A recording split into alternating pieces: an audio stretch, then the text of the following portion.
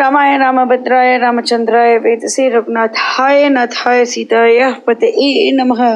Uttarakhand, chapter number 34. Indra is captured. The recitation begins now. Thereupon, darkness having set in, all the celestials and Rakshasas, maddened with their strength, began to fight, crushing one another. And in that darkness, Indra, Ravana, and Meghanad, these three were not possessed by the influence of illusion. Beholding his whole army slain in a moment, Ravana, worked up with dreadful ire, sent out terrible roars. And in anger, that irrepressible one said to the charioteer stationed on the car, "Do thou take me to the other end of the enemy's host. I shall soon, with the stroke of various weapons, dispatch the deities to the abode of death. I shall slay Indra, Kubera, Varuna, and Yama. And what to speak of more, I shall soon destroy all the deities and place myself above them all. Do not worry, do not be sorry. Do thou soon drive my chariot. Today I have told you twice to take me to the end of the enemy's army. We are now waiting near the Nandana grove. Do thou take me to the hill whence the sun rises." Hearing his words, the charioteer drove the steeds, coursing at will through the enemy's host. Thereupon, being apprised of his intention, Sakra, the king of the celestials, stationed on Kar, said to the deities in the field of battle, "O ye deities, hear my words what appear to me best. This Dashagriva must be vanquished by us while alive. Ascending his car, gifted with the velocity of the wind, the highly powerful one is proceeding against the army like unto the deep, with the waves rising during Parva.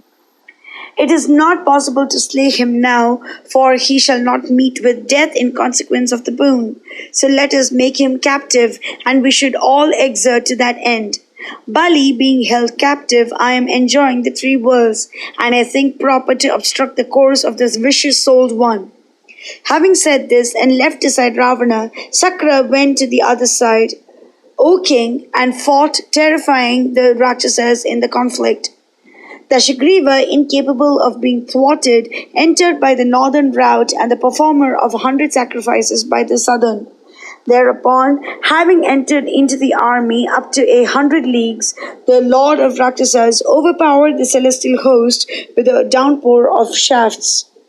Thereupon, beholding his own army slain, Indra returned fearlessly and obstructed Dashagriva. In the interim, beholding Ravana brought under his grasp by Shakra, the demons and Rakshasas cried aloud, "Alas, we are slain!" Thereupon, ascending his car, Meghanad, beside himself with rage, entered the dreadful flank. And having resorted to the illusory powers conferred upon him in yore by Pashupati, he entered into the enemy's camp and belabored them. Having left behind all other deities, he pursued Indra, and a highly effulgent Mahendra too espied his enemy's son. And albeit assailed by the highly powerful deities, Ravana's son, divested of mail, entertained no fear. Having overpowered the approaching charioteer with many excellent arrows, he covered Mahendra with a downpour of arrows. Thereat, having left his car and charioteer, Indra mounted his elephant Airavat and ran about in search of Meghanad. Being invisible in the Vulcan by virtue of his illusory powers, and having brought Indra under the influence thereof, he struck him with hundreds of arrows. When Ravana's son came to know that Indra was exhausted, he, having bound him up by the virtue of illusion, proceeded towards his army. And having seen Mahendra carried away by force from the field of battle, the deities thought, "What is this?" That conqueror of Shakra and subduer of enemies, conversant with illusory powers, was not visible, by whom Indra, though master of many illusions, was carried away by force.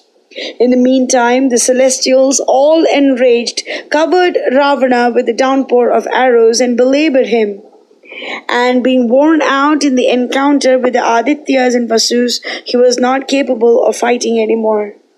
Beholding his father thus distressed and assailed in warfare with strokes, Ravana's son, though invisible, said, Do thou come, O Father, our work in the field of battle is finished. No, we have achieved victory. Be thou consoled and divested of agonies. By virtue of my illusory powers, I have made Mahendra captive, the lord of the three worlds, and of the celestial host, and have crushed down the pride of the deities.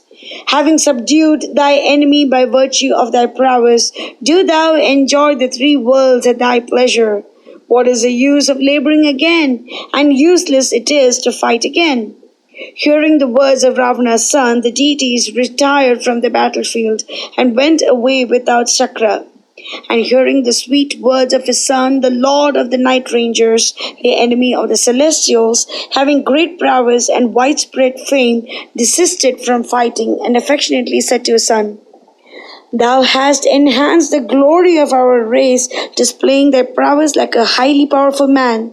Thou hast vanquished the celestials and the king of unequaled might.